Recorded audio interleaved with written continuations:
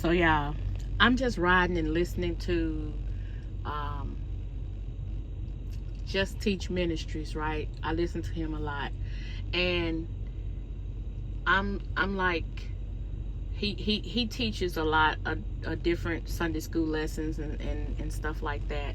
So I have the Union Press gospel Sunday school lesson, and he's teaching about it. And y'all, he says something so profound that I hope that YouTube let me be able to repost this.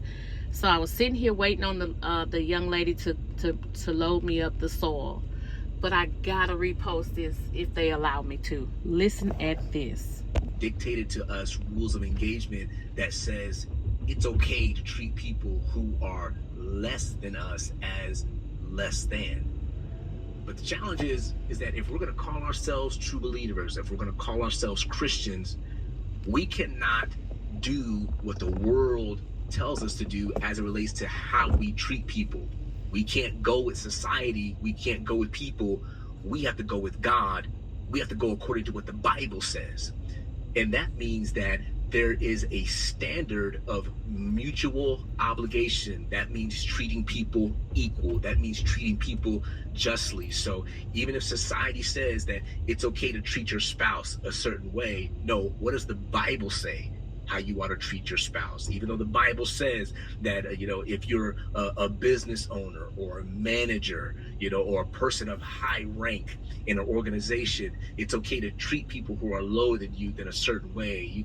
You can ignore them and don't make eye contact with them or give them dignity. No, we don't do that. We treat everybody with equality and justice. We cannot do things the world's way. We have to do things God's way. Why is that? Because he said it right here in verse number 1. He says, ye also have a master in heaven. And here's the truth of the matter. We're going to have to give an answer to God for how we treat people. Yep. We're going to have to give an answer to God for everything that we do and every word that's come out of our mouths. As a matter of fact, the Bible says, Jesus taught that such as you've done to the least of these, he said, you've done it unto me. So when you mistreat people, you mistreat God. And the Bible says that it's dangerous to fall into the hands of an angry God. You can't mistreat people and not expect to reap that.